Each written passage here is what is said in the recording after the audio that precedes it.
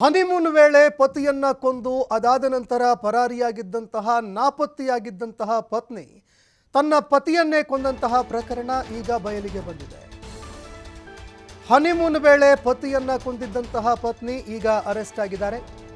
ಪತಿಯನ್ನ ಕೊಂದು ನಾಪತ್ತೆಯಾಗಿದ್ದಂತಹ ಪತ್ನಿ ಈಗ ಅರೆಸ್ಟ್ ಆಗಿದ್ದಾರೆ. ಉತ್ತರ ಪ್ರದೇಶ ಮೂಲದ ದಂಪತಿಗಳು ಹನಿಮೂನ್ಗೆ ಹೋಗಿದ್ರು. ಇದೇ ಸಂದರ್ಭದಲ್ಲಿ ಅನುಮಾನಾಸ್ಪದವಾಗಿ ಗಂಡ ಸಾವನ್ನಪ್ಪಿದ್ರು.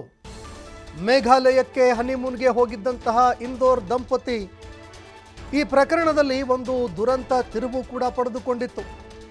ಹನಿಮೂನ್ಗೆ ಹೋಗಿದ್ದ ವೇಳೆ ನವ ದಂಪತಿಗಳು ಕಾಣೆಯಾಗಿದ್ರು. ಏನಾಯಿತು ಈ ವಿಚಾರಕ್ಕೆ ಸಂಬಂಧಪಟ್ಟಂತೆ ಸಾಕಷ್ಟು ಪ್ರಶ್ನೆಗಳು ಎದ್ದಿತ್ತು.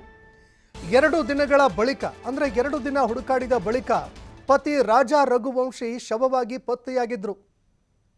ಇದಾದ ಬಳಿಕ ಪತ್ನಿ ಎಲ್ಲಿ ಹೋಗಿದ್ದಾರೆ ಅನ್ನುವಂಥದ್ದು ಗೊತ್ತಾಗೋದಿಲ್ಲ. ಅವರು ನಾಪತ್ತೆಯಾಗಿದ್ರು.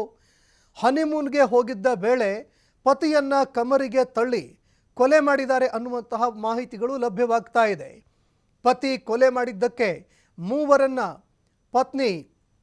ಮೂವರು ಸೇರಿ ಪತ್ನಿ ಕೂಡ ಅರೆಸ್ಟ್ ಆಗಿದ್ದಾರೆ.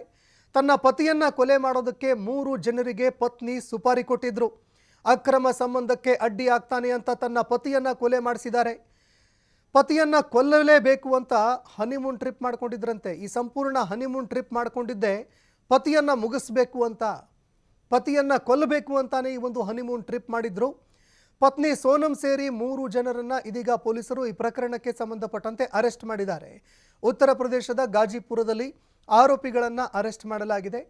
ಮತ್ತೊಂದೆಡೆ ಆಕೆಯ ತಂದೆ ಹೆತ್ತವರು ಇಲ್ಲ, ಆಕೆ ಕೊಲೆ ಮಾಡೋದಕ್ಕೆ ಸಾಧ್ಯವೇ ಇಲ್ಲ, ಈ ಪ್ರಕರಣದಲ್ಲಿ ಆಕೆಯನ್ನು ಸಿಲುಕಿಸಲಾಗ್ತಾ ಇದೆ ಅನ್ನೋ ಆರೋಪ ಒಂದು ಕಡೆ ಮಾಡ್ತಾ ಇದ್ರೆ, ಮತ್ತೊಂದೆಡೆ ಪೊಲೀಸ್ ಅಧಿಕಾರಿಗಳು ಕಾಣೆಯಾಗಿದ್ದಂತಹ ಪತ್ನಿಯನ್ನ ಕೊನೆಗೂ ಅರೆಸ್ಟ್ ಮಾಡಿದ್ರು.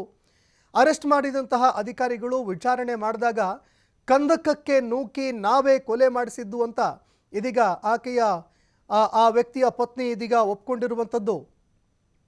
ಈ ಪ್ರಕರಣಕ್ಕೆ ಸಂಬಂಧಪಟ್ಟಂತೆ ಸುಪಾರಿ ಪಡೆದುಕೊಂಡು ಕೊಲೆ ಮಾಡಿದಂತಹ 3 ಜನರ ಸಮೇತ